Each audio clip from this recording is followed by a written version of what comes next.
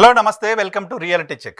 ఆంధ్రప్రదేశ్లో కూటమి సర్కారు ఏడాది పూర్తి చేసుకుంది. ఈ ఏడాది కాలంలో ఏం జరిగింది అనే దానిపైన అటు ప్రతిపక్షం ఓ వర్షన్ చెప్తుంది, వెన్నుపోటు పొడిచారు తప్ప ఏం చేయలేదని. ఇటు అధికార పక్షం అద్భుతాలు చేశాం, స్వేచ్ఛనిచ్చాం, జగన్మోహన్ రెడ్డి బారి నుంచి ప్రజల్ని కాపాడామంటూ అధికార పక్షం కూటమికి సంబంధించిన నాయకులు చెప్తున్నారు. సో ఈ రెండు వర్షన్స్ మాత్రమే మనం ఇప్పటివరకు వింటున్నాం. జై భీమ్రావ్ భారత్ పార్టీ అధ్యక్షులు శ్రవణ్ గారు పబ్లిక్ పాయింట్ ఆఫ్ వ్యూలో కూటమి సర్కారు ఏం చేసింది, కూటమి సర్కారు ఏం చేయాల్సి ఉంది, ఏం చెప్పింది, ఈ అంశాలకు సంబంధించి శ్రవణ్ గారి వర్షన్ ఏంటో ఈరోజు తెలుసుకుందాం. శ్రవణ్ గారు నమస్తే. Very good evening sir. Sir, రెండు వర్షన్స్ మాత్రమే ఉంటున్నాయి ఆంధ్రప్రదేశ్ ప్రజల్లో, వాళ్ళు చెప్పింది వీళ్ళు చెప్పింది. ఇది కాదు పబ్లిక్ వర్షన్. పబ్లిక్ ఏమనుకుంటున్నారు, పబ్లిక్ పాయింట్ ఆఫ్ వ్యూ ఏంటి, పాలన ఎలా ఉంది అనేది ఒకసారి మీ దగ్గర నుంచి వినాలనుకుంటున్నాను. 1 year రూల్ పైన మీ ఫస్ట్ రియాక్షన్ ఏంటి సార్? సార్, ఇప్పుడు ఒక ప్రభుత్వం అనేది కేవలం సంక్షేమ పథకాల మీద హామీలు ఇచ్చి మాత్రమే ప్రభుత్వం ఏర్పడింది, హామీలు ఇవ్వటం వల్లనే ప్రభుత్వం ఏర్పడింది. సో హామీలు లేకపోతే ప్రజలు ఖచ్చితంగా ఆ ప్రభుత్వాన్ని, సంక్షేమం లేకపోతే ఆ ప్రభుత్వాన్ని చేదరించుకుంటారు, లేకపోతే ఆ ప్రభుత్వాన్ని మళ్ళా రానివ్వమని కక్ష కడతారు, లేకపోతే ఆ ప్రభుత్వం మళ్ళీ రాదు అనే వెర్షన్కి నేను యాక్సెప్ట్ చేయను. ఎందుకు అంటే, ఒకవేళ అదే గనుక కరెక్ట్ అయ్యి ఉంటే, నేను 1 year పరిపాలన మీద నా రియాక్షన్ ఏందనేది నేను ఖచ్చితంగా ఓపెన్ గా చెప్తాను. కాకపోతే బిఫోర్ దాట్, ఒక ప్రభుత్వం నుంచి ప్రజలు ఏమి ఎక్స్పెక్ట్ చేస్తున్నారు, ప్రజలకి ఏమి ఇవ్వాల్సిన బాధ్యత ప్రభుత్వాల మీద ఉంటుందనేది కూడా ప్రజలకు ఒకసారి వివరించాల్సినటువంటి బాధ్యత మనలాంటి కొద్ది గొప్ప సమాజాన్ని అర్థం చేసుకున్న వ్యక్తుల మీద ఉంటుంది. ప్రభుత్వం అనేది it is a continuous process. అది ఎక్కడ కూడా ఆగేది కాదు. ప్రభుత్వం అనేది it is a continuous process. గత ప్రభుత్వంలో నాకు తెలిసి సంక్షేమం ఇప్పటి వరకు భారతదేశ చరిత్రలో అనండి, లేకపోతే ఆంధ్రప్రదేశ్ రాష్ట్ర చరిత్రలో అనండి, రమారమి 2,90,000 కోట్ల రూపాయలు డీబీటీ ద్వారా, అంటే డైరెక్ట్ బెనిఫిట్ స్కీమ్ ద్వారా, డైరెక్ట్ గా ట్రాన్స్ఫర్ ద్వారా డైరెక్ట్ గా ప్రజల అకౌంట్లకు పడేటువంటి ఏర్పాటు చేసినటువంటి వ్యక్తి Jaganmohan Reddy. No doubt about it. We must appreciate. ఎందుకంటే despite covid situation, 2 years covid లో ప్రపంచవ్యాప్తంగా కోవిడ్ తోటి సఫర్ అయ్యారు. ఫైనాన్షియల్ లాస్ ఉంది, రెసిషన్ వచ్చింది. So despite of sufferance by the entire world, economically, socially and politically also. So 3 years మాత్రమే ఆయన పరిపాలన మనం ప్రాపర్ గా చూడాలి. ఈ 3 years లో 3 లక్షల కోట్లు రమారమి డీబీటీ ద్వారా ప్రజలకి ట్రాన్స్ఫర్ చేయటం అనేది చాలా రిస్కీ ఫ్యాక్టర్. అది ఒక విధంగా యాక్సెప్ట్ చేయాలి, అప్రిషియేట్ చేయాలి. అతను as for as other development is concern is zero. అంటే బడులకు పెట్టాము డబ్బులు, వాటికి పెట్టాము, వీటికి పెట్టామని కాదు. డెవలప్మెంట్ అంటే sustainability development in terms of factories కావచ్చు, ఇంకోటి కావచ్చు. ఇలాంటివన్నీ చూసుకుంటే కాన్సన్ట్రేషన్ మొత్తం ప్రజలకి డబ్బులు ఇచ్చి ఓట్లు తెచ్చుకుందాం అనే కాన్సెప్ట్ లోనే జగన్మోహన్ రెడ్డి పరిపాలన కొనసాగింది. సో ప్రజలకి సంక్షేమం ఇస్తే ఖచ్చితంగా వాళ్ళు మనకి ఓటేస్తారు అనే వాదన రూల్డ్ అవుట్. అట్లా ఇస్తే జగన్మోహన్ రెడ్డి 11 నుంచి 175కి రావాల్సిందే. కరెక్ట్. వై నాట్ 175 నిజమై ఉండాలి. ఎందుకు కేవలం సంక్షేమ పథకాలు మాత్రమే ఇస్తుంటే ప్రజలు, ఇవ్వకపోతే ప్రజలు వ్యతిరేకత వస్తాయి అనుకుంటే, నాకు తెలిసి జగన్మోహన్ రెడ్డి మోర్ దాన్ 95% హామీలు అమలు చేశారు. నాకు తెలిసి ఒకటి మద్య నిషేధం తప్ప. ఈ పరిస్థితుల్లో ప్రజలకి కేవలం సంక్షేమం మాత్రమే ఉంటుంది అని ప్రాథమికంగా పరిగణలోకి తీసుకుంటారని నేనైతే అనుకోవటం. అయితే జగన్మోహన్ రెడ్డి చేసినటువంటి చాలా అప్రజాస్వామిక చర్యల్లో భాగంగా రాజధాని ధ్వంసం కానివచ్చు, చంద్రబాబు నాయుడు అరెస్ట్ కావచ్చు, లేకపోతే 3 ప్రాంతాలని అభివృద్ధి చేయకుండా వాటిని కేవలం ప్రైవేట్ లిమిటెడ్ కంపెనీ లాగా ప్రభుత్వాన్ని నడపడం కావచ్చు, ఇవన్నీ కూడా కర్ణుడి సాగుకి 100 కారణాల్లాగా జగన్మోహన్ రెడ్డి పరిపాలన అంతానికి చాలా కారణాలు. వీటన్నిటినీ చాలా టెక్నికల్ గా క్యాష్ చేసుకుంది కూటమి ప్రభుత్వం. సో కూటమి ప్రభుత్వం టెక్నికల్ గా క్యాష్ చేసుకోవటం మాత్రమే కాకుండా, ప్రజల ఎమోషన్ ని క్యాచ్ చేయటమే కాకుండా, అయ్యో నన్ను అరెస్ట్ చేశారు, అయ్యో నా 75 సంవత్సరాల వయసులో అరెస్ట్ చేశారని చెప్పటమే కాకుండా, 3 ప్రాంతాలను నాశనం చేశాడని చెప్పటమే కాకుండా, ఆ రోజా లాంటి, అమర్నాథ్ లాంటి, లేకపోతే నానియో లేకపోతే ఈ అని ఆనని ఈ పనికి మాలిన మినిస్టర్లు అందరినీ పావలాకి 10 రూపాయకి పనికిరాని వాళ్ళందరినీ తీసుకొచ్చి మినిస్టర్లు చేయటం కానివ్వండి, వాట్ నాట్. ఇక ప్రజలకి ఒక పరిపాలన పట్ల ఒక యావగింపు కలిగించే విధంగా జగన్మోహన్ రెడ్డి పరిపాలన కొనసాగడం రెస్పెక్టెడ్ గా బిహేవ్ ప్రజలకి ఆల్టర్నేటివ్ కావాల్సిన పరిస్థితి వచ్చింది. ఆల్టర్నేటివ్ వైపు చూశారు వాళ్ళు.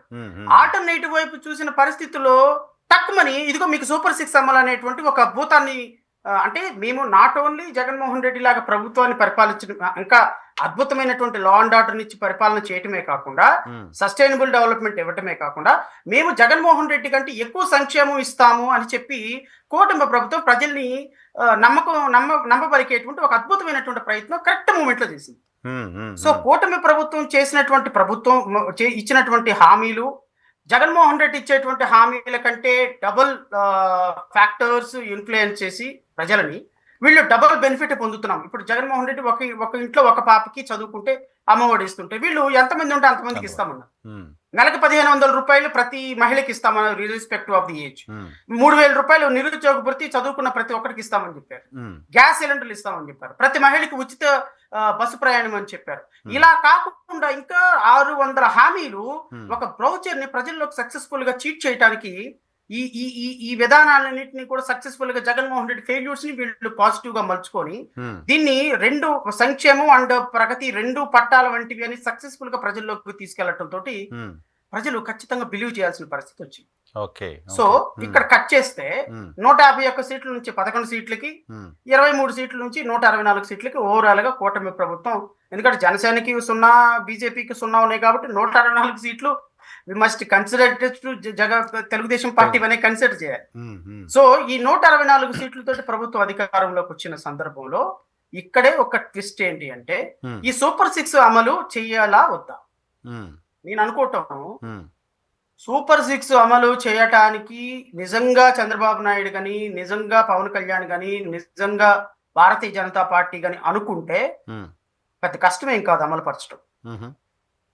ఎందుకు కష్టం కాదు అంటే కేంద్ర ప్రభుత్వంలోనూ రాష్ట్ర ప్రభుత్వంలో రెండింటి దగ్గర ఎన్డీఏ ప్రభుత్వమే ఉంది. కరెక్ట్. భారతీయ జనతా పార్టీకి మొదటిసారి ఆంధ్రప్రదేశ్ రాష్ట్రంలో ఒక స్టేక్ వచ్చింది. అవును. సో ఈ కూటమి ప్రభుత్వం ఇచ్చినటువంటి హామీలని మేనిఫెస్టోని వాళ్ళు టచ్ అయిపోయినప్పటికీ కూడా కేంద్ర ప్రభుత్వం నడుస్తుంది చంద్రబాబు నాయుడు గారి చలవతోటి.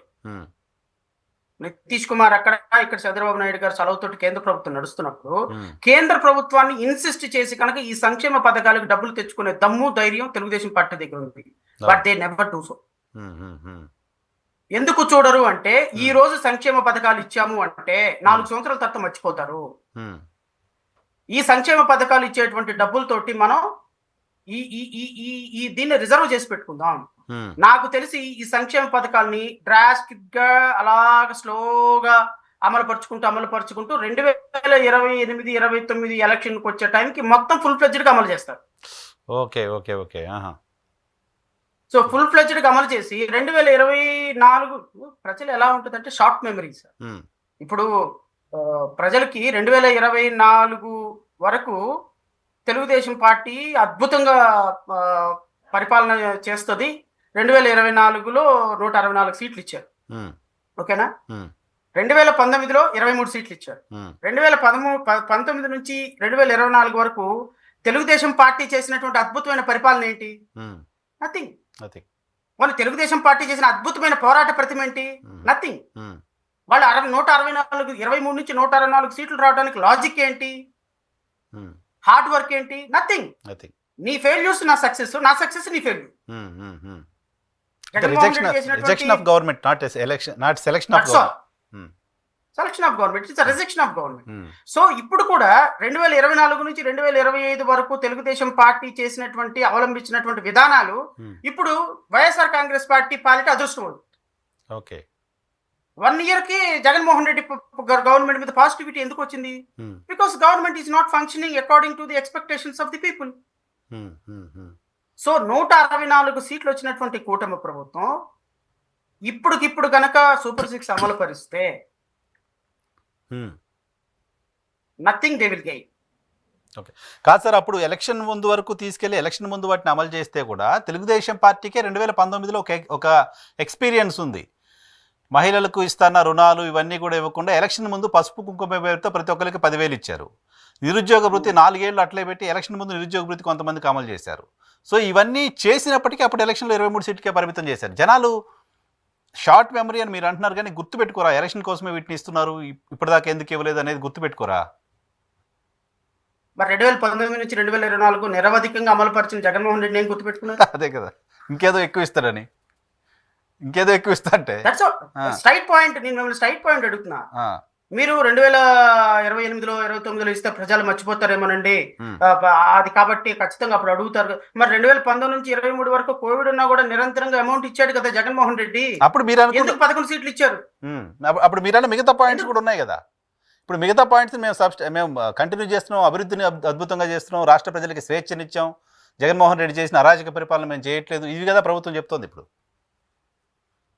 రైట్, మనం చెప్పుకుంటే కుదరదు కదా. జగన్మోహన్ రెడ్డి గారిని కూడా అడిగినా కూడా అద్భుతమైన పరిపాలన ఇచ్చాను, నా రాజ్యం రామరాజ్యం, రేప్ చేస్తే అడిగేవాళ్ళు లేడు, మర్డర్ చేస్తే మాట్లాడేవాళ్ళు లేడు అని అన్న వాళ్ళు ఉన్నారు ఆ ప్రభుత్వంలో కూడా.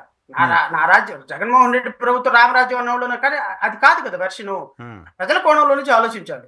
రేపొద్దున సూపర్ 6 అమలు పరచలేదు, అదొక ఫ్యాక్టర్ అయితే, రేపొద్దున మళ్ళీ మిగతా ఫ్యాక్టర్లు లా అండ్ ఆర్డర్లు ఇవన్నీ ప్రజలకు ఏం అవసరం లేదండి. ప్రజలకి కావాల్సింది ఒక ఎమోషనల్ కనెక్టివిటీ. ఆ 2028లో 29లో ఎమోషన్ ఏం ప్లే చేస్తుంది, ఎమోషన్ ఏ విధంగా ప్లే చేస్తుంది. ఇప్పుడు 50 లక్షలు ఇల్లు ఇచ్చాడు జగన్మోహన్ రెడ్డి, 30 లక్షల ఇల్లు పైన ఇచ్చారు, 30 లక్షల మందికి ఇల్లు ఇచ్చారు, పట్టాలు ఇచ్చారు. వాళ్ళ ఓట్లేం పడలేదే. 3 లక్షల కోట్ల రూపాయలు డబ్బులు చేశారు, వాళ్ళ ఓట్లేం పడలేదే. మరి వాళ్ళు 2020 2019 నుంచి నిరవధికంగా కోవిడ్ టైంలో కూడా అమౌంట్ సంక్షేమ పథకాలు అమలు చేశారు కదా, మరి వాళ్ళ రిసిప్రొకేషన్ ఎక్కడ కనిపించలేదే. సో ప్రజలు అనేవాళ్ళు ఈ రోజు అమలుపరిచినా అవి గుర్తు పెట్టుకోరు. సో అనవసరంగా వీళ్ళకి డబ్బులు ఇచ్చి సంక్షేమ పథకాలు ఇచ్చి వీళ్ళని గుర్తు పెట్టుకోకుండా మళ్ళా రేపొద్దున జగన్మోహన్ రెడ్డికి ఓట్లేసే పరిస్థితి తెచ్చుకునే కంటే ఈ డబ్బులు ఏదో రేపొద్దున ఎలక్షన్ మేనేజ్మెంట్ కి ఖర్చు పెట్టుకుందాం. వీళ్ళకి ఇవ్వాల్సిన డబ్బులు రేపొద్దున ఓటుకి 5,000 ఇవ్వాల్సిన వాడికి 10,000 ఇద్దాం, 10,000 ఇవ్వాల్సిన వాడికి 20,000 ఇద్దాం, ₹1,00,000 ఇవ్వాల్సిన వాడికి 2 కోట్లు ఇద్దాము, వాడికి ఎలక్షన్ మేనేజ్మెంట్ కొందాం, వాడిని కొనేద్దాం, ఎలక్షన్ ఆఫీసర్ కొనేద్దాం. ఓవరాల్ గా మేనేజ్మెంట్ చేసి ఎలక్షన్ చేసుకోవటం ఉత్తమమైన పని. సో ప్రజల ఓటు హక్కు, ప్రజల వ్యవహారం, ప్రజల సంక్షేమం, ప్రజల ప్రగతి, రాష్ట్ర ప్రగతి ఏం అవసరం లే మాకు. మా కుటుంబం మాకు సంక్షేమ పథకం, మాకు ఆంధ్రప్రదేశ్ రాష్ట్రంలో కూటమి ప్రభుత్వానికి కావాల్సింది ఎలక్షన్ మేనేజ్మెంట్ అండి. ఎలక్షన్ పాయింట్ ఆఫ్ వ్యూలో ఎంత ఖర్చు పెడితే మళ్ళీ మనం పవర్ లోకి వస్తాం, ఎలక్షన్ పాయింట్ ఆఫ్ వ్యూలో ఎంత మనం సంపాదించగలిగితే పవర్ లోకి వస్తాం. సో పవర్ పాలిటిక్స్ ని, మనీ పాలిటిక్స్ ని Pawan Kalyan, Chandrababu Naidu or Bharatiya Janata party clutches లోకి వెళ్ళిపోయి, ఎందుకంటే ఈ మనీ పవర్ పాలిటిక్స్ కి పేరెంట్ భారతీయ జనతా పార్టీ. అవును, Bharatiya Janata party election management చేసినంత అద్భుతంగా పరిపాలన మీద ఉండదు. సో ఇదే స్ట్రాటజీని బాగా అందిపుచ్చుకున్నటువంటి వ్యక్తి పవన్ కళ్యాణ్. సో వీళ్ళ ఇద్దరి కంటే కూడా రాజకీయాల్లో అత్యంత సీనియర్ అయినటువంటి చంద్రబాబు నాయుడు గారు కూడా దీన్ని అడాప్ట్ చేసుకున్నాడు. అడాప్ట్ చేసుకొని so now they are slowly, ఈ 3 పార్టీల సౌజన్యంతో చాలా స్లోలీ రాష్ట్ర ప్రజలని మ్యానిపులేట్ చేసేటువంటి ఒక పాలిటిక్స్ ప్లే చేసేటువంటి ఒక దుర్మార్గకరమైన చర్యలు కొనసాగుతున్నాయి ఆంధ్రప్రదేశ్ రాష్ట్రం. సో ఓవరాల్ గా నేను చెప్పదలుచుకుంది ఏంటి అంటే 2025 ఆల్మోస్ట్ ఆల్ సగంలో పడిపోయారు. అంటే 1 year అవుతుంది కూటమి ప్రభుత్వం వచ్చి. ఈ రాబోయే 4 సంవత్సరాలు కూడా కూటమి ప్రభుత్వం ఇచ్చినటువంటి హామీలని పార్షియల్లీ అమలు పరుస్తారు. ఒకవేళ అమలు పరిచిన ఇప్పుడు వాళ్ళు ఇచ్చినటువంటి చెప్పిన దానికి చేసేదానికి కండిషన్స్ అప్లై అయిన కింద ఒక స్లోగన్ ఉంటుంది చూసారు, ఆ విధంగా కోత. ఇప్పుడు ఏదైనా ఫీజు రియంబర్స్మెంట్ ఇవ్వాలంటే 80% అటెండెన్స్ ఉండాలి.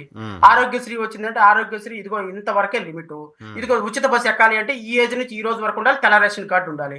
ఈ విధంగా కూటమి చెప్పినటువంటి దానికి చేసేటువంటి దానికి కంపారిజన్ లేకుండా తూతు మంత్రంగా సంక్షేమ పథకాలు ఇచ్చినటువంటి హామీలను కొనసాగిస్తారు. ఇది ఖచ్చితంగా ప్రజలు మాత్రం 2029లో గుర్తు పెట్టుకుంటారు అందరూ.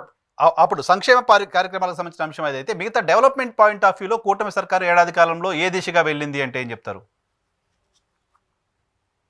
డెవలప్మెంట్ మీద రాష్ట్రంలో డెవలప్మెంట్ అంటే ఇన్ టర్మ్స్ ఆఫ్ డెవలప్మెంట్ అంటే నాకు తెలిసి డెవలప్మెంట్ జీరో. ఆంధ్రప్రదేశ్ రాష్ట్రం జీరో. 1 year నుంచి రాష్ట్రంలో డెవలప్మెంట్ అనేది zero. We can equate with zero. చెప్పండి, డెవలప్మెంట్ ఎక్కడ ఉంది చెప్పండి, ఏం డెవలప్మెంట్ ఉంది చెప్పండి. రోడ్లన్నీ బాగు మొట్టమొదటి చేసామని సంతకం చెప్తున్నారు. రోడ్లన్నీ బాగు చేసామని చెప్తున్నారు. పోలవరంకి నిధులు తెచ్చామని చెప్తున్నారు. విశాఖ స్టీల్ ప్లాంట్కి నిధులు తెచ్చామని చెప్తున్నారు. రాష్ట్రంలో 6 లక్షల కోట్ల రూపాయల పెట్టుబడులు వచ్చాయని చెప్తున్నారు. అమరావతిలో 40,000 కోట్లతో పనులు మొదలు పెట్టామని చెప్తున్నారు. ఇంకేం కావాలి మీకు? ఇవన్నీ డెవలప్మెంట్కి ఎందుకు కనిపించట్లేదు? సార్ నాకు ఆ, ఇది ఈ డిస్కషన్ మనకి ఇంతకు ముందు దాంట్లో కూడా జరిగింది ఇదే ఉమ్, డిస్కషన్. నేను ఉమ్, మళ్ళీ ఇదే డిస్కషన్ చేయడానికి ఇష్టం లేకపోయినా, బట్ మీరు అడిగారు కాబట్టి నేను ఈ ప్రశ్నకు సమాధానం చెప్తాను. ఉమ్, ఉమ్, డెవలప్మెంట్ అంటే నరసింహరావు గారు, ఒక డెవలప్మెంట్ అంటే ఫస్ట్ ఆఫ్ ఆల్ పీపీపీ అంటే పవర్, ప్రజల యొక్క పీపుల్స్ పర్చేసింగ్ పవర్ పెరగాలి. ఉమ్, నెంబర్ 1. ఉమ్, డెవలప్మెంట్ అంటే చంద్రబాబు నాయుడు గారు కుప్పంలో ఒక ఇళ్లను, ఆంధ్రప్రదేశ్లో అమరావతిలో 5 ఎకరాల్లో అక్కడ ఒక 200 కోట్లతో ఇక్కడ 300 కోట్లతో ఇల్లు కట్టుకోవటం కాదు కదా. ఉమ్, ఉమ్, డెవలప్మెంట్ అంటే ఆ, పవన్ కళ్యాణ్ గారు 200 కోట్లతో ఆయన తీసిన సినిమాకి రిటర్న్ డబ్బులు ఇచ్చి పిఠాపురంలో 50 కోట్లతో ఇల్లు కట్టుకొని కనపడినోడు కల్లా 1-2 కోట్లు ఇవ్వటం కాదు కదా. ఉమ్, డెవలప్మెంట్ అంటే చంద్రబాబు నాయుడుకి, నారా లోకేష్కి, పవన్ కళ్యాణ్కి వచ్చింది డెవలప్మెంట్ కాదు. ఉమ్, రాష్ట్ర ప్రజల తరపున, రాష్ట్ర ప్రజల యొక్క ప్రగతిలో, రాష్ట్ర ప్రజల యొక్క సంక్షేమంలో, రాష్ట్ర ప్రజల యొక్క జీవన ప్రమాణాల్లో పెరుగుదలని సంక్షేమం డెవలప్మెంట్ అంటాం. కరెక్ట్. సస్టైనబుల్ డెవలప్మెంట్ అంటాం. తలసరాదాయం పెరగాలి. పవర్ పర్చేసింగ్ కెపాసిటీ డ్రాస్టిక్ గా డౌన్ అయింది ఆంధ్రప్రదేశ్ రాష్ట్రంలో లాస్ట్ 1 year లో. ఉమ్, ఉమ్, నెంబర్ 2, జిఎస్టీలో డ్రాస్టిక్ గా డిక్రీజ్ అయిపోయింది డౌన్ అవుతుంది. జిఎస్టీ. అవును, అవును. ఎందుకు జిఎస్టీ డౌన్ అవుతుంది అంటే పవర్ పర్చేసింగ్ కెపాసిటీ లేదు ప్రజల దగ్గర. ఇప్పుడు ఉమ్, ఉమ్, నరసింహరావు గారికి ఒక ప్రాజెక్ట్ వచ్చిందండి. Hmm. ఆంధ్రప్రదేశ్ లో నరసింహరావు గారికి ఒక ప్రాజెక్ట్ వచ్చింది. ఉమ్, ఒక కొత్త కంపెనీ వచ్చి, నరసింహరావు గారు మా కంపెనీ మొత్తాన్ని మీరు పెయింట్ చేయాలి, ఇది ఈ కాంట్రాక్ట్ మొత్తం మీకు ఇస్తున్నాం, ఒక 1 కోటి రూపాయలు అన్నారు. 50 లక్షలు చెక్ ఇచ్చారు. మీరు ఆ 50 లక్షల రూపాయలు చెక్ తీసుకుని వెళ్ళిపోయి ఏం చేస్తారు? ఒక కారు కొనుక్కుంటారు. ఓ, అక్కడ జిఎస్టీ రేజ్ అవుతుంది. ఉమ్, మీ భార్య పిల్లలతో ఒక హోటల్కి వెళ్ళిపోయి ఒక 50,000 రూపాయలు పెట్టి ఖర్చు పెట్టుకుంటారు. ఉమ్, లేకపోతే ఇంకొక 1 లక్ష రూపాయలు పెట్టి బంగారం కొంటారు. పవర్ పర్చేసింగ్ కెపాసిటీ పెరుగుతుంది. ఉమ్, ఒక ప్లంబర్ ని పిలిచి 1 లక్ష రూపాయలు ఇచ్చారు వాళ్ళు. ఉమ్, అంటే ఇక్కడ డెవలప్మెంట్ ఎప్పుడైతే జరుగుతుందో మనీ ఫ్లోటింగ్ ఉంటుంది. Okay, okay. మనీ ఫ్లోటింగ్ ఎప్పుడైతే ఉంటుందో ప్రజల దగ్గరికి మనీ వస్తుంది. మనీ ఎప్పుడైతే ప్రజల దగ్గరకు వస్తుందో power purchasing capacity, people's purchasing capacity పెరుగుతుంది. Um, um, so purchasing capacity పెరిగితే జిఎస్టీ పెరుగుతుంది. జిఎస్టీ పెరిగితే తలసరి ఆదాయం పెరుగుతుంది. తలసరి ఆదాయం పెరిగితే ప్రజల జీవన ప్రమాణాలు పెరిగినట్టు గొప్ప.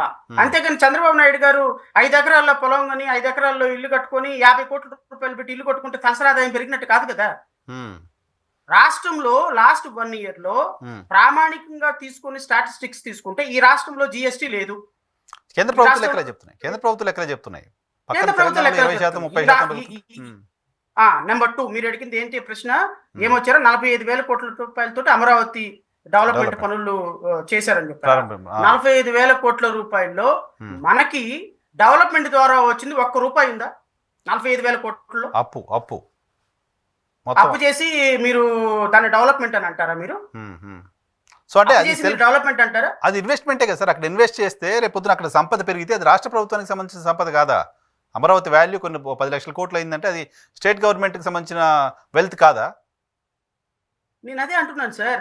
మీరు 45,000 కోట్ల రూపాయలతోటి ఉమ్, 45,000 కోట్ల రూపాయలతో లాంగ్ టర్మ్ లోన్ తీసుకొస్తే దానికి నెలకి ఎంత ఇంట్రెస్ట్ కట్టాలి మీరు? కట్టాలి, కడుతూనే వరల్డ్ బ్యాంక్ ఎంత ఇంట్రెస్ట్ కట్టాలి? Hmm. షార్ట్ టర్మ్ లోన్ అయినా లాంగ్ టర్మ్ లోన్ అయినా ఎంత ఇంట్రెస్ట్ కట్టాలి? ఇప్పుడు ఎంత ఇంట్రెస్ట్ కడుతున్నాం మనం? 10 లక్షల కోట్ల రూపాయలకి మనం ఎంత ఇంట్రెస్ట్ కడుతున్నాం? మనం 45,000 కోట్ల రూపాయలు అమరావతికి తీసుకొచ్చి అమరావతిలో ఖర్చు పెట్టి ఏం డెవలప్మెంట్ చేద్దాం అనుకుంటున్నారు? అమరావతిలో 1 year అవుతుంది. గత 2019లో కట్టిన బిల్డింగ్లకు ఈ రోజు వరకు పెయింట్లు వేసి ఆక్యుపై చేసుకోవాలి.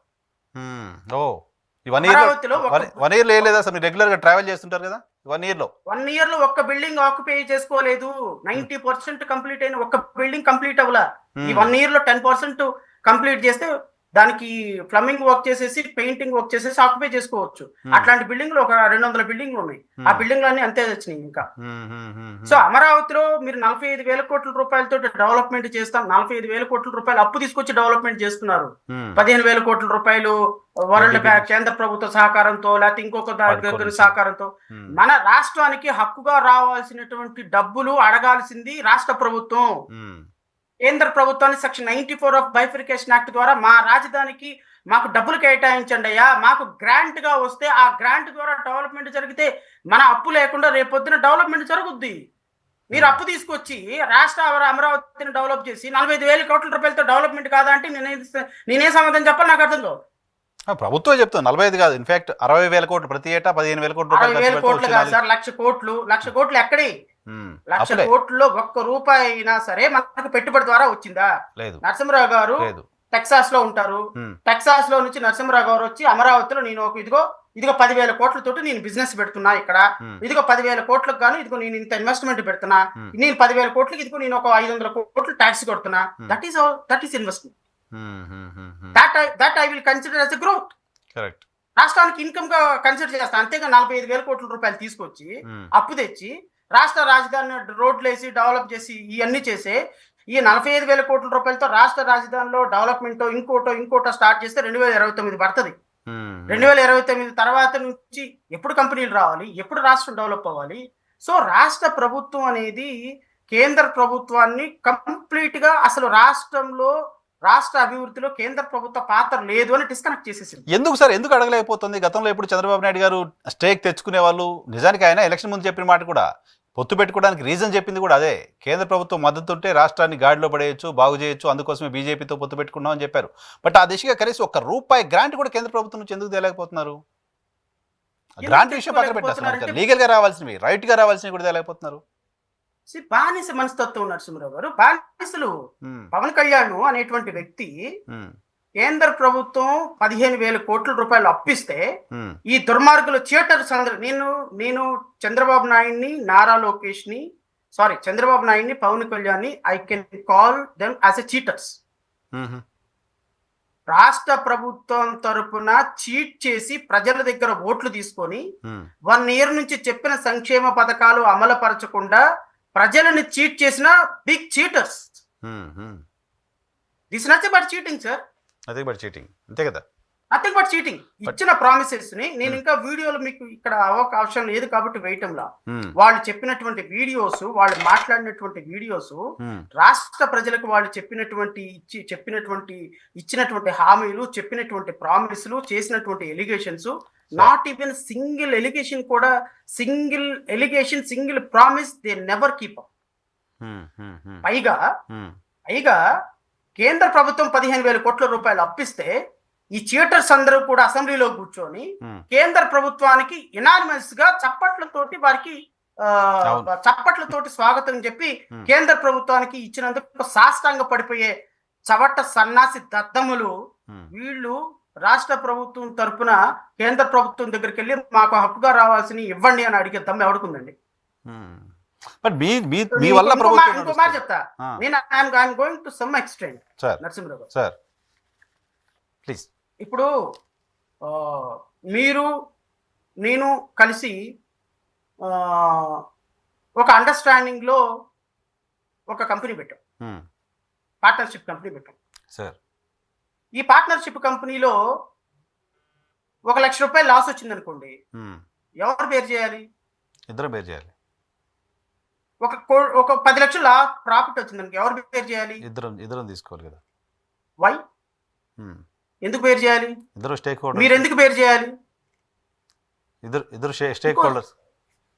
Your a partner. Partnership firm లో your also a stake holder. Andhra Pradesh రాష్ట్రానికి డబ్బులు ఇవ్వండి అని భారతీయ జనతా పార్టీని పవన్ కళ్యాణ్, చంద్రబాబు నాయుడు ఎందుకు అడగాలి అంటున్నాను. పార్ట్నర్ కాబట్టి ఇవ్వాల్సినటువంటి బాధ్యత భారతీయ జనతా పార్టీకి లేదా అంటున్నాను. ఇవ్వాలి. ఎందుకు భారతీయ జనతా పార్టీ ఈ రాష్ట్రంలో అధికారంలో లేదా అంటున్నా. భారతీయ జనతా పార్టీ కేంద్రంలో ఉన్న భారతీయ జనతా పార్టీ 2014 చట్టానికి అనుగుణంగా ఈ రాష్ట్రానికి డబ్బులు ఇవ్వాల్సిన అవసరం లేదా అంటున్నా. ఒకవేళ వాళ్ళకి కళ్ళు మూసుకుపోయి గాంధారి లాగా తయారైపోతే వాళ్ళని మేల్కొలిపి ఈ రాష్ట్ర ప్రజల కోసం, 5.5 కోట్ల మంది ప్రజల కోసం, ఈ రాష్ట్ర ప్రజల భవిష్యత్తు కోసం 164 సీట్లు వీళ్ళ చేతిలో పెట్టినందుకు గాను, ఈ పాపం రాష్ట్ర ప్రజలు చేసినందుకు గాను కనీసం ఆ పాప పరిహారం కోసమైనా భారతీయ జనతా పార్టీ దగ్గరికి వెళ్ళి పవన్ కళ్యాణ్ అడగాలి కదా. అడిగినట్టు కనపడలే ఇక్కడ. పైగా అసలు భారతీయ జనతా పార్టీ కేంద్ర ప్రభుత్వం అఫీషియల్ గా చేసిన ప్రామిస్ కదా. మోడీ ఒక చాక్లెట్ ఇస్తే ఆ చాక్లెట్ బిస్కెట్ తీసుకొని సంబరపడిపోయే పనికి మాలిన చవట సన్నాసి దద్దములందరూ రాష్ట్ర ప్రభుత్వంలో ఉంటే ఈ రాష్ట్ర ప్రజల భవిష్యత్తు ఇలాగా ఇంకెలాగుంటుంది సార్? Very unfortunate. ఇంకా ఏం ఆంధ్రప్రదేశ్ సంక్షేమ ఇంకేం సంక్షేమ పథకాలు అమలు పరుస్తారు? మరి ఎట్లా ఇంకా సార్? ఏమి ఎప్పుడు 10 ఏళ్ళు అయింది ఏం తేవట్లేదు. రాజధాని కట్టడానికి డబ్బులు ఇవ్వాలి, వాళ్ళు ఇవ్వట్లేదు. ఇవ్వడానికి సంబంధించి గ్రాంట్ ఇవ్వాలి, రాజధాని నిర్మాణం బాధ్యత వాళ్ళది, వాళ్ళు ఇవ్వట్లేదు. మీరు వాళ్ళు కలిసే ప్రభుత్వం లేదు. వాళ్ళు మాట్లాడినప్పుడు ఏంటి ఆంధ్రప్రదేశ్ ప్రజలకు ఆప్షన్ ఏంటి? ఇంకా ప్రజలు, మేధావులు, బుద్ధిజీవులు, ఆంధ్రప్రదేశ్ సంబంధించిన ప్రజా సంఘాలు, పబ్లిక్ ఇంట్రెస్ట్ కోరుకునే వాళ్ళు ఎవరు మాట్లాడకుండా ఉంటున్నారు ఎందుకు? ఏం మాట్లాడతారు సార్? ఇప్పుడు మీరే నాకు తెలిసి 30 ఏళ్ళ సీనియర్ జర్నలిస్ట్, మీరు రాష్ట్రంలో అన్ని అన్ని అన్ని అంశాల పట్ల పూర్తి అవగాహన ఉన్నటువంటి వ్యక్తులు. మీరే నన్ను ఒక ప్రశ్న అడిగారు. చంద్రబాబు నాయుడు 45,000 కోట్లతో అమరావతిని డెవలప్ చేస్తున్నారు, పోలవరానికి నిధులు తీసుకొచ్చారు, రాష్ట్రంలో మంచి 6 లక్షల కోట్ల రూపాయలు పెట్టుబడులు వచ్చినాయి అంటున్నారు, లేకపోతే 4 లక్షల ఉద్యోగాలు ఇచ్చామంటున్నారు, ఇంకొక కంపెనీలు తీసుకొచ్చామంటున్నారు. ఇంత డెవలప్మెంట్ ఉంటే ఏం లేదని మీరు నన్ను ప్రశ్న నన్ను కౌంటర్ చేయడానికో లేకపోతే నా దగ్గర నుంచి సమాధానం చెప్పించడానికి మీరు అడుగుంటారు. కానీ వాళ్ళ వర్షన్ మీ ముందు పెట్టారు. వాళ్ళ వెర్షన్, నేను అదే అంటుంది, వీళ్ళ వెర్షన్ క్యారీ చేయడానికి వాళ్ళకు ఉన్నటువంటి మీడియా ఒకటి ప్రధాన అస్త్రం. ఇప్పుడు 1 year అవుతుంది నరసింహరావు గారు, 1 year అవుతుంది, ఆల్మోస్ట్ 1 year అవుతుంది. నేను మీ వేదిక ద్వారా నేను రాష్ట్ర ప్రజలకి కొన్ని వివరాలు చెప్పదలుచుకున్నాను. ఇది నా మాట కాదు, నేను ఈవెన్ చంద్రబాబు నాయుడు గారిని ముఖ్యమంత్రి అనొచ్చు, కానీ నేను ఉప ముఖ్యమంత్రి అనే మాట్లాడతాను. ఎందుకంటే అతని పేరు ఎత్తటానికి కూడా అతనికి అర్హత లేదు. So I will call him as a deputy chief minister, that's all, who ever it may. Deputy chief minister వీళ్ళ ఇద్దరు కూడా కంబైన్డ్ గా రాష్ట్ర ప్రజలకు ఇచ్చినటువంటి ఒక ప్రామిసరీ నోట్, ఒక ప్రామిసరీ బ్రోచర్. ఈ బ్రోచర్ లోని అంశాలను నేను చదువుతా. రాష్ట్ర ప్రజలని ఈ విధంగా మోసం చేసి ఒక చేతగాని చవట దద్దమ్మ ఇచ్చే విధంగా ఒక పిట్టల ద్వారా చెప్పినట్టుగా చదువుకొని వెళ్ళిపోయి ప్రజల దగ్గర నుంచి ఓట్లు తీసుకొని ఈ రోజు సమాధానం చెప్పడానికి డిప్యూటీ చీఫ్ మినిస్టర్ బయటికి రాడు, ఈ రోజు క్లారిఫికేషన్ ఇవ్వడానికి డిప్యూటీ చీఫ్ మినిస్టర్ బయటికి రాడు, ఈ రోజు చేసిన ఎలిగేషన్స్ ని ప్రామిస్ చేసుకోవడానికి డిప్యూటీ చీఫ్ మినిస్టర్ బయటికి రాడు, 30,000 మంది అమ్మాయిల మిస్సింగ్ విషయంలో డిప్యూటీ చీఫ్ మినిస్టర్ బయటికి రాడు, సుగాలి ప్రీతి కేసు గురించి ఏమైందో డిప్యూటీ చీఫ్ మినిస్టర్ బయటికి రాడు, ఈ రాష్ట్రంలో లా అండ్ ఆర్డర్ ఈ విధంగా జరుగుతున్న డిప్యూటీ చీఫ్ మినిస్టర్ బయటికి రాడు, ఎస్సీలని ఎస్టీలని అరికాళ్ళ మీద పోలీసులు కొడుతూ లాలెస్లెస్ స్టేట్ చేసినటువంటి ఈ రాష్ట్రంలో ఇన్ని దుర్మార్గాలు జరుగుతున్న డిప్యూటీ చీఫ్ మినిస్టర్ బయటికి రాడు. 16,800 మంది మొన్న ఎప్పటి వరకు ఆల్మోస్ట్ మార్చి వరకు, అంటే 10 నెలల కాలంలో 16,637 మంది అమ్మాయిల మీద అఘాయిత్యాలు జరిగిన డిప్యూటీ చీఫ్ మినిస్టర్ బయటికి రాడు. ఇన్ని దుర్మార్గాలు జరుగుతుంటే డిప్యూటీ చీఫ్ మినిస్టర్ రోజుకు ఒక వేషం వేసుకొని, ఒక రోజు సనాతన ధర్మం అని, ఒక రోజు ఇంకో ధర్మం అని, ఒక రోజు గురు ధర్మం అని, ఒక రోజు సన్యాసి ధర్మం అని చెప్పి గుళ్ళు గోపురాలు పట్టుకుని తిరుగుతుంటే ఈ రాష్ట్రంలో ఓట్లు వేసిన ప్రజలు ఎక్కడికి వెళ్ళాలి? ప్రజలు ఎవరిని అడగాలి? ప్రశ్నిస్తానని వచ్చినటువంటి నువ్వు పక్కేసుకొని పడుకుంటున్నావు. ప్రశ్నిస్తానని వచ్చినటువంటి నువ్వు పక్కేసుకొని పడుకున్నావు. వారం రోజులు ఎక్కడ ఉంటావు తెలియదు, 3వ రోజు హాస్పిటల్లో దొరుకుతావు, 4వ రోజు ఒక టెంపుల్లో దొరుకుతావు, 5వ రోజు మహారాష్ట్రలో ఉంటావు, 6వ రోజు చెన్నైలో ఉంటావు, 7వ రోజు తిరుపతిలో ఉంటావు, 8వ రోజు హైదరాబాద్లో ఉంటావు. What is this? అడ్మినిస్ట్రేషన్ ఏమవ్వాలి? ఒక డిప్యూటీ చీఫ్ మినిస్టర్ గా ఒక 3 ప్రధానమైన శాఖలు నిర్వహిస్తున్నటువంటి వ్యక్తిగా నువ్వేమైపోవాలి? మీరు ఇచ్చినటువంటి ప్రామిస్ నేను చదివి వినిపిస్తాను.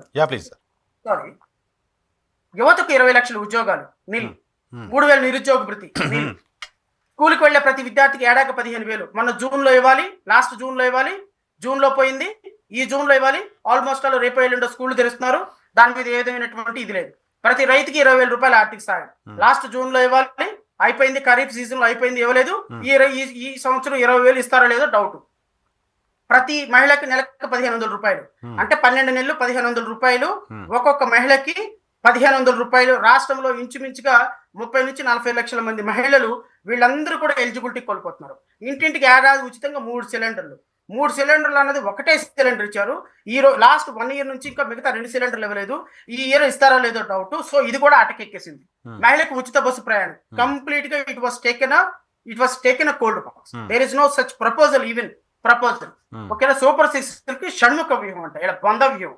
ఇంటింటికి రక్షిత తాగునీటి మంచి పథకం, సౌభాగ్యపతి, యువత సంక్షేమం, మెగా డిఎస్సిలో ప్రతి సంవత్సరం జాబ్ క్యాలెండర్. నరసింహరావు గారు 2024 జూన్ లో ఎక్కినటువంటి ప్రభుత్వం ఈ రోజు జూన్ వచ్చింది, మొన్న ఎగ్జామ్ జరిగింది. మళ్ళీ ఎగ్జామ్ జరుగుతుందో లేదో, ఎప్పుడు అపాయింట్మెంట్లు ఇస్తారో ఎవరికి తెలియదు. సో 1 year పట్టింది మొదటి సంతకం అమలు పరచడానికి. Number 3 BC declaration. బీసీలకి రాజకీయ ప్రాధాన్యత. 2 మహిళా సంక్షేమం స్వయం సహాయకార సంఘాలకు వడ్డీ లేని రుణాలను 3 లక్షల నుంచి 10 లక్షల వరకు పెంపు. ఒక్క రూపాయి కూడా ఇవ్వలేదు ఈ రోజు వరకు. 1 year లో 1 year నుంచి 1 year నుంచి ఒక్క రూపాయి కూడా ఇవ్వలేదు. ఓకే, ఉద్యోగులు పెన్షనర్స్ గత 5 ఏళ్ల పాలనలో ప్రధాన వ్యవస్థలన్నీ విధ్వంసం అయ్యాయి. ముఖ్యంగా ఉద్యోగులు ఉపాధ్యాయులు తీవ్ర ఇబ్బందులకు గురయ్యారు. వారి గౌరవం ప్రదర్శన చేసి పూర్తి అనుకూల వాతావరణంలో వారు పనిచేసే విధంగా, అంటే వీళ్ళకి సిసిఎస్ టీసీఎస్ విధానాన్ని పునఃసమీక్షించి ఆమోదయోగ్యమైన పరిష్కారాన్ని కృషి చేస్తాం. మెరుగైన పిఆర్సి అమలు చేస్తాం. Where is that? అసలు ఈ కమిటీలు ఏమైంది? పాడి రైతులకు సంక్షేమం, కాపు సంక్షేమం, ఆర్యవైశ్య సంక్షేమం, ఎస్సీ ఎస్టీ సంక్షేమం, అన్నిటికంటే మరి ముఖ్యంగా నరసింహరావు గారు ఎస్సీ ఎస్టీలకి 50 ఏళ్ళకే పింఛన్ మంజూరు చేస్తామన్నారు. There is no such proposal. ఓకేనా? సప్లా నిధులు వారి వారి వారి వారి వారి అభివృద్ధికి ఖర్చు చేస్తారు. మొన్న బడ్జెట్ లో ఎస్సీ ఎస్టీ సంక్షేమ పథకాలకి వాళ్ళు పెట్టినటువంటి బడ్జెట్ లో రమారమి 17.5%, అంటే 2011 సెన్సెస్ ప్రకారం 17.5% నిధులు సంక్షేమ పథకాలు ఎస్సీలకి రావాల్సినటువంటి నిధులు, 7% ఎస్టీలకు రావాల్సినటువంటి నిధులు, ఇంచుమించుగా 23% బడ్జెట్లో, అంటే ఒక 100 కోట్లు తీసుకుంటే అందులో 23 కోట్ల రూపాయలు ఎస్సీ ఎస్టీ నిధులు కేటాయించాలి, సప్లా నిధులు కేటాయించాలి, వాళ్ళకే వాడాలి. అంటే at par with the population. For example ఒక 1,00,000 కోట్ల బడ్జెట్ అనుకోండి సార్, 1,00,000 కోట్ల బడ్జెట్ అనుకోండి ఆదాయం. ఎస్సీల జనాభా 17% అనుకోండి, 17,000 కోట్ల రూపాయలు వాళ్ళకి కేటాయించాలి. అది లా, సప్లాన్ లా చట్టం. 17,000 కోట్ల రూపాయలు కేటాయించాల్సిన సందర్భంలో 300 కోట్ల రూపాయలు కేటాయించి దాన్ని పేపర్ల నిండా అద్భుతంగా చెప్పుకుంటే ఈ మాఫియా ఛానల్స్, నేను అన్నానని కాదు, ఇవన్నీ ప్రజల దగ్గర నుంచి అమలుపరచాల్సిన, ఇవన్నీ కూడా అమలుపరచాల్సినటువంటి హామీలు, చెప్పినటువంటి హామీలు అమలుపరచని పక్షంలో ప్రశ్నించాల్సింది ఎవరు నరసింహరావు గారు? మీడియానేనా? మీడియా ప్రశ్నించాలిగా, డెఫినెట్ గా ప్రతిపక్షాలు ప్రశ్నించాలి, పార్టీలు ప్రశ్నించాలి, ప్రజలు మీడియా ప్రశ్నించాలి కదా, డెఫినెట్ గా మీడియా ప్రశ్నించాలి కదా. ఈ హామీలన్నీ కూడా 1 year నుంచి ప్రజల తరపున ప్రజలకు జరగాల్సినటువంటి మంచి జరగటం లేదు, ప్రజలకు జరగాల్సిన మంచి జరగటం లేదు.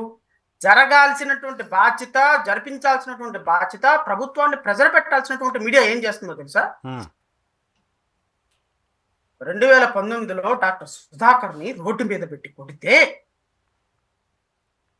జగన్మోహన్ రెడ్డి ప్రభుత్వం 2019లో డాక్టర్ సుధాకర్ని రోడ్డు మీద పెట్టి కొట్టింది అని 2019లో డాక్టర్ సుధాకర్ మీద జరిగినటువంటి దాడి మీద ఈ దుర్మార్గులు ఈ రోజు డిబేట్ పెడుతున్నారు. అవును. Is there any logic, sir? Is there any logic? అప్పుడు అలా చేసిందనే కదా ప్రభుత్వాన్ని పంపించి మీ ప్రభుత్వాన్ని తెచ్చింది. అరే 2019 సద్దాను ఇంకిప్పుడు ఎందుకయ్యా? ఇంకెందుకు? నువ్వు మీడియాగా ఏబిఎన్, TV5 మీడియాగా మీరు చేయాల్సింది ఏంటి?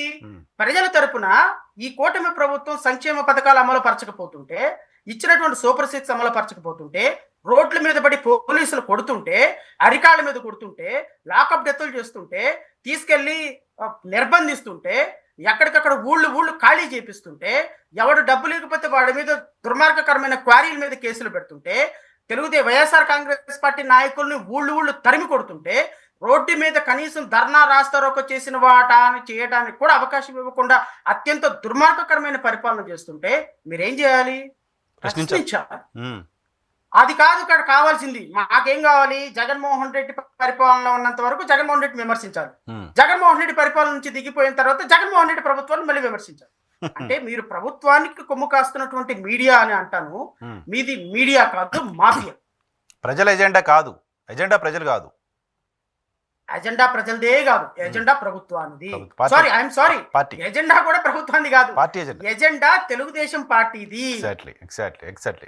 ఎజెండా తెలుగుదేశం పార్టీ అపోజిషన్ లో ఉంటే తెలుగుదేశం పార్టీ పాలక పక్షంలోకి తేవాలి, తెలుగుదేశం పార్టీ పాలక పక్షంలో ఉంటే ప్రతిపక్షానికి పోకుండా చూడాలి.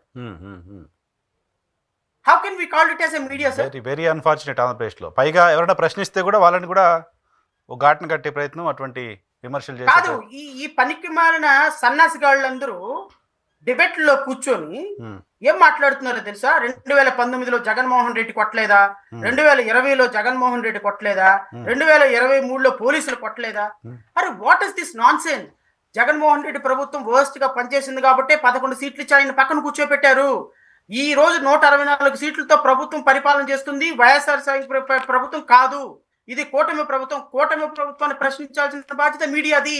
ఉమ్, మీడియా ప్రశ్నించకపోతే ప్రశ్నించాల్సినటువంటి బాధ్యత సిటిజన్స్ ది. మనలాంటి వాళ్ళు మీడియాలో కూర్చొని మాట్లాడే మేధావులందరూ కూడా ప్రభుత్వాన్ని సపోర్ట్ చేసుకుంటే ఉమ్.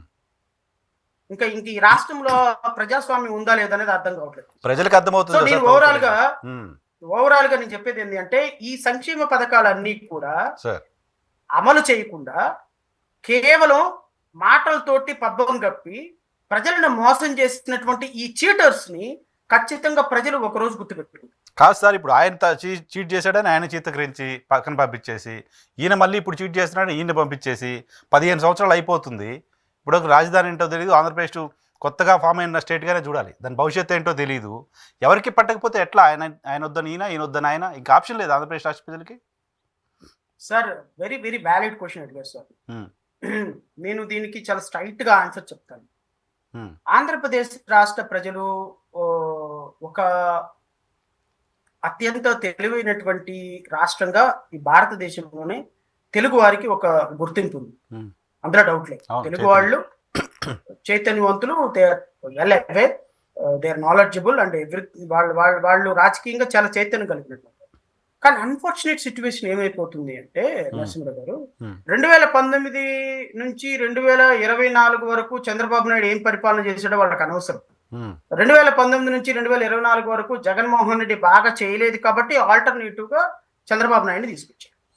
2024 నుంచి 2029 వరకు, రేపు పొద్దున ఎలక్షన్ 24 వరకు 29 వరకు జరిగేటువంటి పరిపాలనలో నో డౌట్ అబౌట్ ఇట్, ఖచ్చితంగా వీళ్ళు ఎంత బాగా పరిపాలన చేసినా 1 ఇయర్కే వాళ్ళ మీద వ్యతిరేకత వచ్చేసింది. రూరల్ ఏరియాలో ఇప్పుడు వీళ్ళు ఎమ్మెల్యేలు వెళ్ళినా చాప్ట్లో చీపుర్లు తీసుకొని కొట్టే పరిస్థితి వచ్చేసింది. వీళ్ళు ఎమ్మెల్యేలు రోడ్ల మీద తిరిగే పరిస్థితి లేదు, ప్రజల దగ్గరికి వెళ్లే పరిస్థితి లేదు. 2029లో ఖచ్చితంగా ఈ ప్రభుత్వాన్ని ఇంటికి పంపించి, నాకు తెలిసి ఈ 11 సీట్లు కూడా వాళ్ళకి రావు. అవునా? ఈ 11 సీట్లు కూడా తెలుగుదేశం పార్టీకి, జనసేనకి రావు. నాకు తెలిసి జనసేన పార్టీకి 0 నెక్స్ట్ ఎలక్షన్.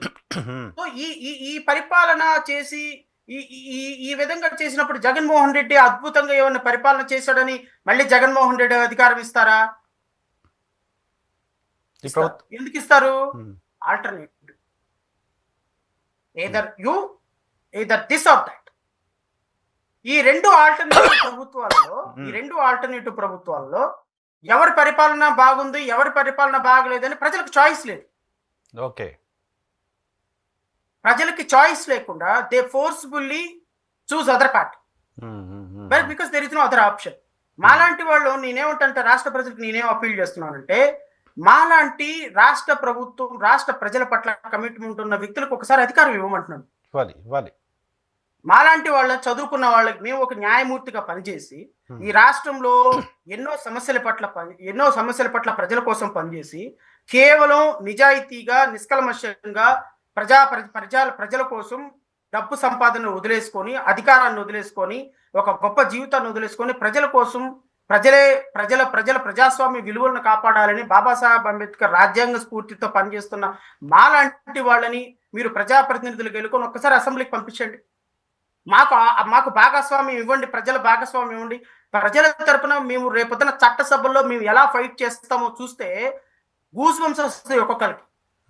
నా కోరిక ఒకటే నరసింహరావు గారు, నేను మొట్టమొదటి అసెంబ్లీలోకి అడుగుపెట్టే రోజున డాక్టర్ బాబాసాహెబ్ అంబేద్కర్ ఇచ్చిన స్ఫూర్తితోటి, రాజ్యాంగంతో అసెంబ్లీలోకి అడుగు పెడతాను. ఒక రోజు నేను ఈ దేశ పార్లమెంట్ లోకి ఒక రోజు అడుగు పెడతాను. ఒక రోజు అడుగు పెట్టినప్పుడు ఈ రాష్ట్రంలో ఒక చదువుకున్న వ్యక్తికి, డాక్టర్ బిఆర్ అంబేద్కర్ రాజ్యాంగ స్ఫూర్తితో వెళ్ళినటువంటి వ్యక్తి రేపొద్దున సమాజాన్ని, అసెంబ్లీలో ప్రజా ప్రతినిధులుగా ఉన్నటువంటి సభను ఎలా నడిపించగలడో చూద్దురుగాను. ఈ ప్రజలకు నేను ఖచ్చితంగా వాగ్దానం చేస్తున్నా. ఈ రాష్ట్రంలో జగన్మోహన్ రెడ్డి అంతే చంద్రబాబు నాయుడు జగన్మోహన్ రెడ్డి, మీ ఇద్దరు కాదు. ఈ రాష్ట్రంలో ఆల్టర్నేటివ్ కావాలి, ఒక మేధావి కావాలి. ఈ రాష్ట్ర దేశాన్ని పరిపాలించడానికి, రాష్ట్రాన్ని పరిపాలించుకుని ఒక్క honest leader is sufficient. One honest leader is very much required. ఆ వన్ హానెస్ట్ లీడరు ఎవరు? డబ్బులు ఉన్నవాడు హానెస్ట్ లీడరా? 30 కేసులు పెట్టుకున్నవాడు హానెస్ట్ లీడరా? లేకపోతే 1,00,000 కోట్ల రూపాయలు దోచుకున్నవాడు హానెస్ట్ లీడరా? లేకపోతే చంద్రబాబు నాయుడు కడుపును పుట్టాడు కాబట్టి నారా లోకేష్ మాత్రమే ఎలిజిబిలిటీ ఉందా? మాకెందుకు లేదు ఎలిజిబిలిటీ అంటా నేను. ప్రజలు మమ్మల్ని ఎందుకు నమ్మరు అంటున్నా. అలాగని నేను ప్రజల్ని ఫోర్స్ చేయటంలా. ప్రజలని చేత నమ్మకం కలిగించుకోవాల్సిన బాధ్యత మాది. ఆ దిశగా పనిచేయాలి, అవేర్నెస్ ఇవ్వాలి, పని చేయాలి, ఆ దిశగా పని చేయాలి, పని చేస్తాను, అందులో డౌటే లేదు. మాలాంటి వ్యక్తులు మీలాంటి వ్యక్తుల యొక్క సపోర్ట్ తోటి ఈ రాష్ట్రంలో ఆల్టర్నేటివ్ కావాలి. ఇప్పుడు అక్కడ ఉంది, తెలంగాణ ఉంది. కేసీఆర్ ఏం పరిపాలన బాగా చేయలేదని రేవంత్ రెడ్డికి ఇచ్చారు. రేపొద్దున రేవంత్ రెడ్డి కాబట్టి కేసీఆర్ వేర్ ఇస్ ఆల్టర్నేటివ్? ప్రజలు ఆలోచించాలి, మేధావులు ఆలోచించాలి, విద్యార్థులు ఆలోచించాలి, మహిళలు ఆలోచించాలి, ప్రజాస్వామ్యవాదులు ఆలోచించాలి. ఆల్టర్నేటివ్ అనేది లేకపోతే ఆ వ్యవస్థ కుప్పకూలిపోతుంది. 10 లక్షల కోట్ల రూపాయలు అప్పు చేసిన జగన్మోహన్ రెడ్డి మళ్ళా రేపు ముఖ్యమంత్రిని చేస్తావా? ప్రైవేట్ లిమిటెడ్ కంపెనీ లాగా పనిచేసినటువంటి జగన్మోహన్ రెడ్డి మళ్ళా ముఖ్యమంత్రి చేస్తావా? 1,00,000 కోట్ల రూపాయలు దోచుకున్నాడు అని చెప్పి ఎలిగేషన్స్ ఉన్నటువంటి చంద్రబాబు నాయుడిని మళ్ళా ముఖ్యమంత్రి చేస్తారా? లేకపోతే రెడ్ బుక్ తోటి రాజ్యాంగాన్ని చేసి కనపడి నెలలో లోపలేసి వీసీలను రాజీనామా చేయించి, మహిళా కమిషన్లు రాజీనామా చేయించి, ఆడపిల్లల్ని ఎక్కడ ఉద్యోగాలు ఉంటే అక్కడ రాజీనామా చేయించి, ప్రజాస్వామ్యంలో ఉన్నటువంటి ప్రతి ఇన్స్టిట్యూషన్ లో ఉన్న వ్యక్తులను బెదిరించి రాజీనామా చేయించి ఈ రోజు రెడ్ బుక్ రాజ్యాంగంలో పరిపాలన చేస్తున్న Nara Lokesh is only our inspiration. ఈ దేశానికి, ఈ రాష్ట్రానికి అలాంటి లీడర్ కావాలా మనకి భవిష్యత్తులో? కనపడిన వాళ్ళని నరికి చంపేయంటారు అని చెప్పేటువంటి లీడర్ మనకి ఇన్స్పిరేషన్ గా కావాలా? రేపు మన బిడ్డ బయటకు వెళ్తే సంతోషంగా ఇంట్లోకి రావద్దా? రేపొద్దున మన బీటెక్ చదివిన నా కొడుకు ఇక్కడ విజయవాడలో ఉద్యోగం చేసుకోవద్దా? ఎంతకాలం తమిళనాడు, చెన్నై, పూణే వలసిపోతారండి? మన బిడ్డలు మనం ఉద్యోగాలు చేయాలి అంటే హానెస్ట్ లీడర్ ఉండాలి ఇక్కడ. అరే జగన్మోహన్ రెడ్డి పరిపాలనలో ఎవడన్నా కంపెనీ 100 కోట్లతో పెట్టుబడి పెడితే నాకెంత నీకెంత? చంద్రబాబు నాయుడు హయాంలో పెట్టుబడి పెడితే నీకెంత నాకెంత? ఈ విధంగా రాష్ట్రంలో అడ్మినిస్ట్రేషన్ ఉన్నప్పుడు, డెవలప్మెంట్ లేనప్పుడు, లక్షల కోట్ల రూపాయలు అప్పులు అవుతున్నప్పుడు ప్రజలు ఆలోచించాల్సినటువంటి బాధ్యత ప్రజల మస్తిష్కాలకు ఇంకా రాకపోతే ఇంకా ఎన్ని సంవత్సరాలు? మీరు అన్నట్టు ఎప్పుడు అదే అన్న valid question. You raised very valid question. రేపొద్దున 29లో చంద్రబాబు నాయుడు పనిచేయలేదని జగన్మోహన్ రెడ్డికి ఇస్తే వాట్ యువర్ ఎక్స్పెక్టింగ్? నేను జగన్మోహన్ రెడ్డిని కూడా డైరెక్ట్ గా అడుగుతున్నా, నేను మీ ద్వారా ఆయన అడుగుతున్నా. 2028లోనో 27లోనో పాదయాత్రకు వెళ్తాను అంటున్నాడు. వై అండి? పాదయాత్ర దేనికి వెళ్తావు నువ్వు? On what reason? How you are morally you are supporting your action? నీకు 5 సంవత్సరాలు ముఖ్యమంత్రికి అధికారం ఇస్తే ఒక్కనాడు ప్రజలను కలవలేదు, ఒక్కరోజు ఒక ప్రెస్ మీట్ హోల్డ్ చేయలేదు. మళ్ళీ ఈ రోజు పాదయాత్రకు వచ్చి ఏం తెలుసుకుందామని, ప్రజల యొక్క కష్టాలు ఏం తెలుసుకుందాం నువ్వు మళ్ళీ ప్రజల్లోకి వెళ్ళాలనుకుంటున్నావు అంటే మ్యానిపులేషన్ రాజకీయాలా? నీకు 5 సంవత్సరాల ఆపర్చునిటీ వచ్చినప్పుడు నువ్వు ఎలా పరిపాలించావు? నీ ఎమ్మెల్యేలకి, నీ మంత్రులకి నీ దగ్గర అపాయింట్మెంట్ లేదు. మరి ఈ రోజు నువ్వు రేపు పొద్దున సజ్జల రామకృష్ణారెడ్డితో ప్రైవేట్ లిమిటెడ్ కంపెనీ నడుపుతా, నువ్వు రేపొద్దున ఏ విధంగా 5 సంవత్సరాలు మళ్ళీ ప్రజల్లో పాదయాత్రలకు వెళ్ళి ప్రజల కష్టాలు ఏం తెలుసుకుంటావు నువ్వు? మళ్ళీ కనీసం వీళ్ళు మేము ఈ పొరపాట్లు చేశాం, మమ్మల్ని క్షమించండి, ఇంకోసారి చెయ్యం, ఆ పశ్చాత్తాపం కూడా నాయకుల దగ్గర కనపడట్లేదు కదా. అటువంటి ఒక ప్రకటన కూడా కనీసం కనపడట్లేదు కదా. Still Jaganmohan Reddy is a chief minister. వాళ్ళ మస్తిష్కాల్లో ఉన్నటువంటి ఆలోచన ఇదే. Jaganmohan Reddy is the chief minister. ఒక్క మాట చెప్తా, సజ్జల రామకృష్ణారెడ్డిని మార్చారా? లేదు. జగన్ కోటరీని మార్చారా? Jagan style of walking, Jagan style of functioning మారిందా? Jagan style of walking talking మారిందా? Nothing has changed. Nothing has changed. Jaganmohan Reddy ఆలోచన విధానం మారకపోతే, జగన్మోహన్ రెడ్డి ఆలోచన విధానం మారకపోతే, జగన్మోహన్ రెడ్డి అనే వ్యక్తి అదే క్వార్టరీని మేనేజ్ చేస్తే, జగన్మోహన్ రెడ్డిని వైఎస్ఆర్సీపీని ఒక ప్రైవేట్ లిమిటెడ్ కంపెనీ, వాళ్ళు ఎలా నడుపుకుంటారు అనేది ఐ డోంట్ కేర్, నాకు అనవసరం. ఇప్పుడు 2024 తర్వాత జగన్మోహన్ రెడ్డి ఎవరిని అపాయింట్ చేసుకుంటాడో, ఎవరితో నడుపుకుంటాడో, ఏం చేసుకుంటాడో, who are they to advise them?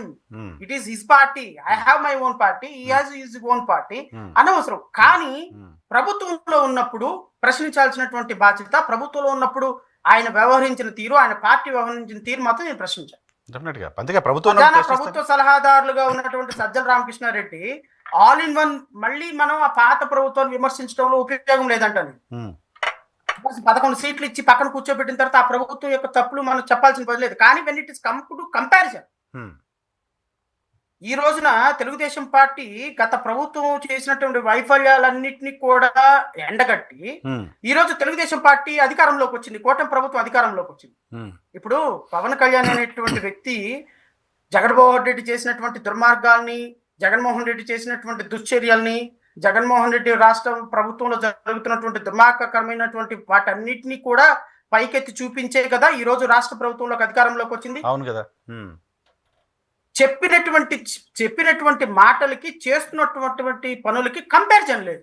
నేను అక్కడ కంపేర్ చేస్తాను. ఎగ్జాక్ట్లీ జగన్మోహన్ రెడ్డి ప్రభుత్వం చేసినటువంటి దుర్మార్గాలను కంపేర్ చేసి మీరు ప్రజల బంధాలను పొందిన మీరు ఇంతకంటే దుర్మార్గాలు చేస్తుంటే రాష్ట్ర ప్రజలకి ఆల్టర్నేటివ్ ఎక్కడుందంటున్నా నేను. ఇప్పుడు మిమ్మల్ని ఎన్నుకున్నందుకు రాష్ట్ర ప్రజలు ఎక్కడ సంతోషపడుతున్నారు? చంద్రబాబు నాయుడు గారు నిన్న క్యాబినెట్ మీటింగ్లో మాట ఏదో అన్నారట సార్, జగన్మోహన్ రెడ్డికి మనకి తేడా ఉండేలాగా బిహేవ్ చేయాలి మనం, ఆయన మనల్ని అరెస్ట్ చేశాడని మనం అరెస్ట్ చేసుకుంటూ పోతే ఎట్లా, జగన్మోహన్ రెడ్డికి మనకి తేడా ఏంటి, మనం అరెస్టులు చేయకూడదు అలా అని చెప్పారంట. సో ఆ చేంజ్ ఆయన చూపిస్తున్నట్టు ఈ పులిహార కబుర్లు ఎందుకు లేదండి. జగన్మోహన్ రెడ్డి అరెస్ట్ చేయడం, వంశీని ఎవరు అరెస్ట్ చేశారు? పాకిస్తాన్ వాళ్ళు అరెస్ట్ చేశారా? కాకాని గోవర్ధన్ రెడ్డిని ఎవరు అరెస్ట్ చేశారు? ఆస్ట్రేలియా వాళ్ళు అరెస్ట్ చేశారా? వీళ్ళందరిని ఎవరు అరెస్ట్ చేశారు? అరెస్ట్ చేసిన వాళ్ళందరిని ఎవరు అరెస్ట్ చేశారు? పిఎస్ఆర్ ఆంజనేయులు ఎవరు అరెస్ట్ చేశారు? తెలంగాణ వాళ్ళు అరెస్ట్ చేశారా? ఎవరండి ఈ పులిహార కబుర్లు అన్ని చెప్తే ఎట్లా? ఎందుకు వస్తున్నాయి ఇప్పుడు పులిహార కబుర్లు? ఎందుకు వస్తున్నాయి ఇప్పుడు తగలేంది? ఎందుకు వస్తున్నాయి అంటే నాకు తెలియదు. మీరు ఏదో క్యాబినెట్ మీటింగ్ లో ఆయన చెప్పారని అంటున్నాడు. తెలుగుదేశం పార్టీ పేపర్లే రాసినాయి. పులిహార కబుర్లు అంటే ఇప్పుడు ఎలా ఉంటదంటే, వీళ్ళకి జగన్మోహన్ రెడ్డి చేసినటువంటి తప్పులు వీళ్ళకి ఎక్కడో ఒక చోట ఆ తప్పులు కూడా మనం చేస్తే ఎలా? ఇప్పుడు జగన్మోహన్ రెడ్డి గారు చేసినటువంటి తప్పుల్ని నేను ఎంత వద్దనుకున్నా బండి అక్కడికి వెళ్ళి అవుతుంది మళ్ళీ నాకు. జగన్మోహన్ రెడ్డి మరి ఏందో నాకు అర్థం కావట్లేదు. బహుశా 5 సంవత్సరాలు మాట్లాడి అలవాటు అయిపోయి ఉంటుంది.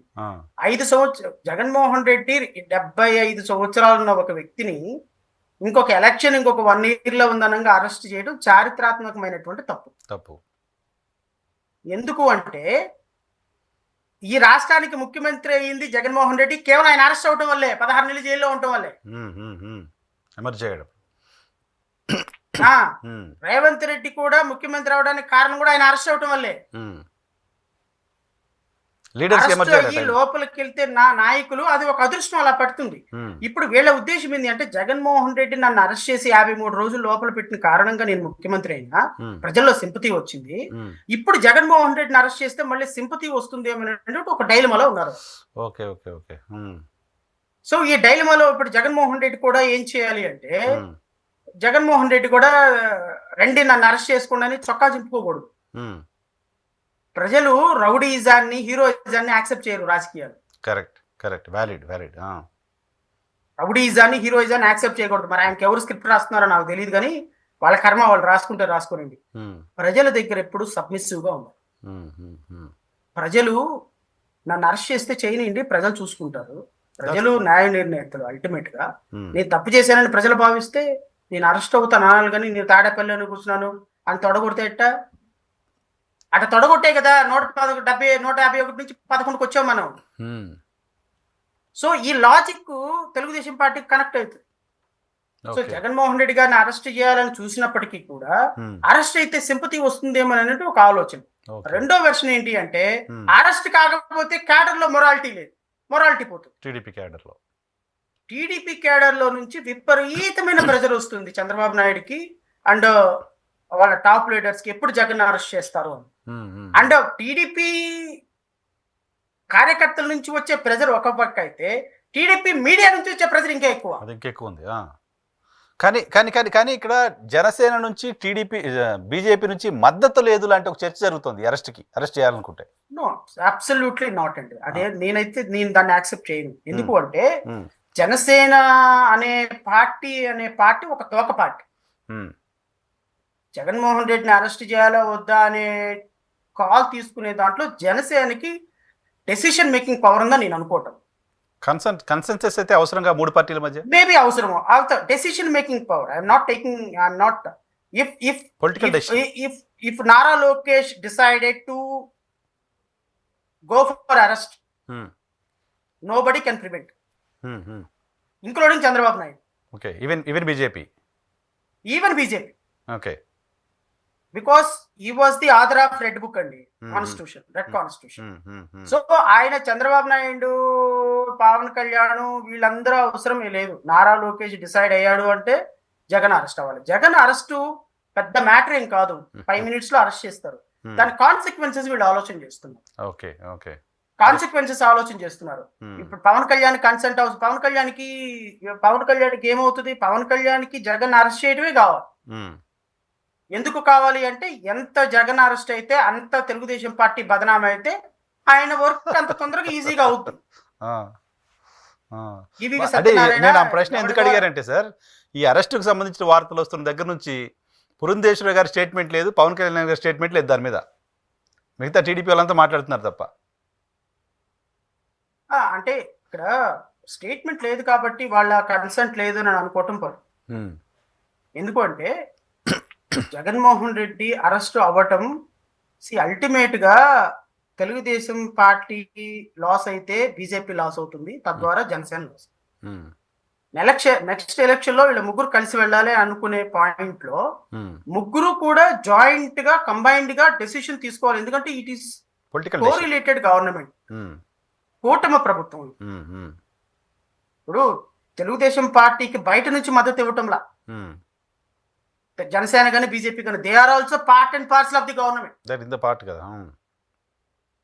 సో ఈ గవర్నమెంట్ లో తీసుకున్న నిర్ణయం రేపొద్దున మిగతా వాళ్ళకి ఇంపాక్ట్ కాకూడదు. ఇప్పటికే కూటమి ప్రభుత్వం డబ్బులు ఇవ్వటం లేదని, లాలెస్నెస్ ఉందని, రాష్ట్ర ప్రభుత్వం అసలు ఫెయిల్యూర్ అయిపోయిందని విపరీతమైనటువంటి ప్రజల దగ్గర నుంచి ఎవర్షన్ ఫేస్ చేస్తుంది. అది వాళ్ళ ఇంటెలిజెన్స్ రిపోర్ట్ లో తెలిసిపోతుంది వాళ్ళకి. సో ఇలాంటి సందర్భంలో కూడా జగన్ అరెస్ట్ చేస్తే రేపొద్దున క్యాడర్ బూస్టింగ్ వస్తుందేమో తప్ప భవిష్యత్తులో లాంగ్ రన్ లో వైఎస్ఆర్సీపీ శ్రేణులు యాక్టివేట్ అయితే ప్రాబ్లం కదా. Correct. Okay okay okay YSRCP activate అయింది అనుకోండి, వైఎస్ఆర్సీపీ ఇప్పుడు చెవులో పువ్వులు కార్యక్రమం పెడితే రోజా గారు ఒక్కళ్ళే వచ్చారు, అటుపక్క విడుదల రజనీ గారు వచ్చారు. మరి ఈ రాష్ట్రంలో ఎంతమంది ఉప ముఖ్యమంత్రులు ఉన్నారు? ఏరి వాళ్ళంతా 5 ఉప ముఖ్యమంత్రులు, ఎవరు కనపడలా. 5 ఉప ముఖ్యమంత్రులు ఉన్నారు. ఎంతమంది మంత్రులు ఉన్నారు? ఏరి వాళ్ళంతా ఎక్కడున్నారు? ఆ మంత్రులు ఉప ముఖ్యమంత్రులు అయిపోయి కోట్ల రూపాయలు దోచుకున్న అని ఎలిగేషన్స్ ఉన్నటువంటి వీళ్ళందరూ కూడా ఎందుకు వైఎస్ఆర్సీపీ రేపొద్దున ఒకవేళ జగన్ అరెస్ట్ అయితే ఏమవుతుందంటే they were forced to coming to the public. So ఆ సందర్భంలో ఏమవుతుందంటే యాక్టివేట్ అయిపోద్ది క్యాడర్. ఇప్పుడు గల్లీ లీడర్ కూడా అరే నువ్వు 100 మందిని తీసుకురా, మీ మాజీ ఎమ్మెల్యే నువ్వు ఒక 50 మందిని తీసుకురా, మాజీ మంత్రి నువ్వు ఒక 1000 మందిని తీసుకురా, డబ్బులు తీయండి బయటికి, మన అన్న జగన్ అన్న అరెస్ట్ అయ్యాడు, మనం రోడ్డు మీద కూర్చోకపోతే చండాలంగా ఉంటుందని యాక్టివేట్ అయిపోయింది అనుకోండి. అనవసరంగా యాక్టివేట్ చేసినట్టు అవుతుంది క్యాడర్ ని. ఎందుకు అని ఒక ఆలోచన. బట్ నాకు తెలిసినంత వరకు జగన్మోహన్ రెడ్డి ఖచ్చితంగా అరెస్ట్ అవుతాడు, అరెస్ట్ చేసి తీరుతారని నేనైతే అనుకుంటున్నా. అది ఎప్పుడు జరుగుద్ది, ఈ రోజు జరుగుతా, రేపు జరుగుతా, ఎల్లుండి జరుగుతా, I don't know, but suddenly this will happen. Thank you sir, thank you very much Shravan గారు మా కోసం సమయం కేటాయించినందుకు. Thank you very much. Thank you అండి.